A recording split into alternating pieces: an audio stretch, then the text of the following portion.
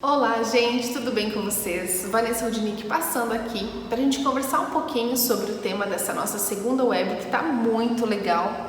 Eu tenho recebido bastante informação, bastante solicitação de como trabalhar, de como fazer realmente a inclusão acontecer em sala de aula, que é a maior dificuldade que a gente tem enfrentado, né? Principalmente depois desse processo todo de pandemia, que também dificultou algumas questões de ordem pedagógica, social e relacional das nossas crianças.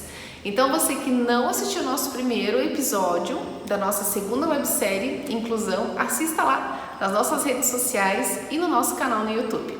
Vamos conversar um pouquinho mais sobre isso então? Vamos lá!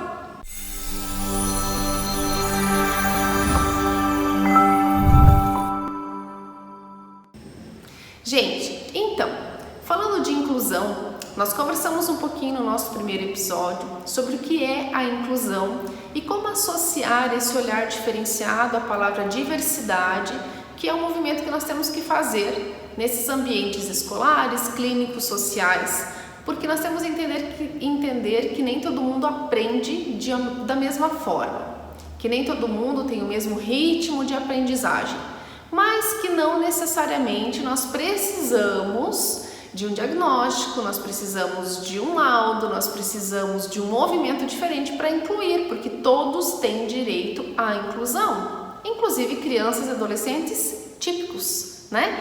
Que não têm uma necessidade específica de dificuldade de aprendizagem. Inclusive os professores, inclusive a equipe pedagógica, todo mundo tem direito a ser incluso no processo. E isso faz toda a diferença, porque quando a gente se sente parte daquilo que a gente está vivendo, o processo fica mais gostoso, fica mais significativo e prazeroso. Eu trago um dado para vocês que é muito interessante. O Instituto Nacional de Estudos e Pesquisas, o INEP, diz para nós que nós temos no Brasil mais de 1.200.000 crianças hoje que precisam do processo de inclusão dentro das escolas, dentro da sala de aula, no chão da sala de aula mesmo, todos os dias. Vejam, gente, é um número muito grande, né? Nós falávamos lá na nossa outra web das dificuldades da aprendizagem que essa esponja sociológica de cada vez mais crianças com índice de dificuldades de aprendizagem tem aumentado, isso é fato, isso é uma pesquisa feita já, e com a pandemia isso parece que aumentou mais, certo? Então nós precisamos entender, nós precisamos fazer parte, nós precisamos buscar informações, nós precisamos ter mais formações voltadas para o processo de inclusão, que não é um processo fácil. Não é mesmo, só quem está no chão da sala de aula sabe como não é fácil. Até porque você precisa respeitar todo esse movimento da criança no processo da aprendizagem, mas você também se preocupa com o progresso dela, que muitas vezes é lento. E como que a gente faz inclusão então? A gente vai conversar no decorrer dessa web, que são 5 capítulos, e você fique muito atento às nossas dicas, que são bem importantes. A primeira coisa que a gente precisa pensar, nós precisamos pensar em todo o processo educacional.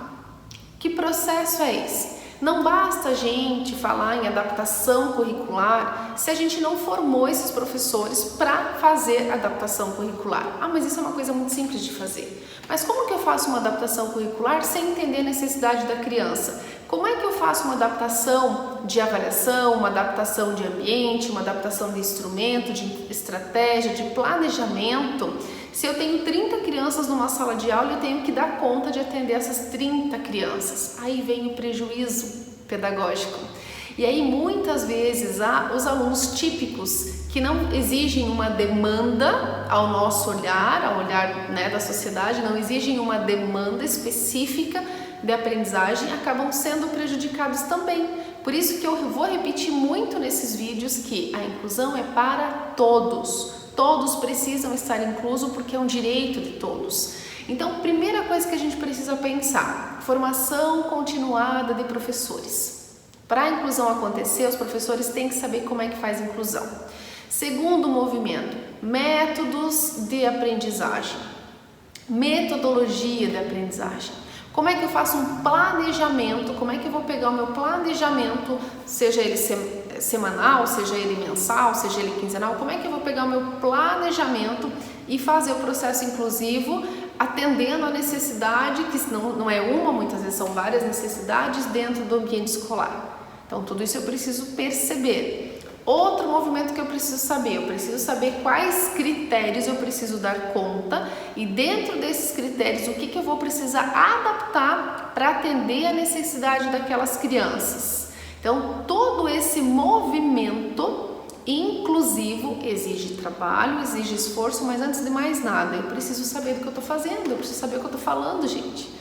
Né? Como é que eu vou falar de inclusão se eu não estou conseguindo fazer isso com a minha criança? Então, inclusão também é um processo, a gente já falou disso lá no primeiro vídeo, corre lá assistir. E para a gente dar continuidade, a gente vai continuar falando sobre como é que a gente realiza. Então, hoje a gente está no primeiro passo. Formação continuada de professores, analisar método e metodologia, analisar que instrumentos eu tenho, qual que é a minha demanda, que prejuízos eu tenho com essas crianças. Eu preciso reconhecer, eu preciso conhecer meu aluno, eu preciso conhecer o meu estudante, eu preciso saber quem está ali na minha frente e qual necessidade ele realmente está precisando. E também quero falar para vocês que é muito importante a gente levar em consideração esse sujeito aprendiz, ele tem uma história, ele tem uma bagagem, ele tem uma construção de vida.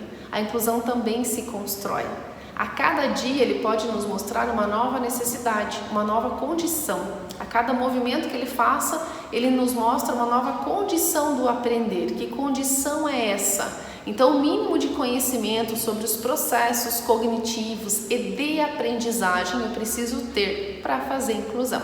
E se você quer saber como é que faz isso, continue nos assistindo nos próximos capítulos. E vamos refletir também, gente, sobre um olhar inclusivo e equitativo. Equidade é uma coisa que a gente precisa pensar, né? Esse olhar equitativo de que nem todo mundo aprende como eu não posso ser egoísta e pensar que todo mundo aprende da mesma forma. Todos temos o direito desse olhar diferenciado. Então, isso exige paciência, exige planejamento, exige formação, mas é um movimento tão rico que traz aquelas crianças para o processo de uma maneira tão significativa que enche o nosso coração de alegria. Então, é importante a gente entender um pouquinho sobre inclusão. E eu convido vocês a assistir os próximos vídeos. Beijo, beijo, até a próxima. Tchau, tchau!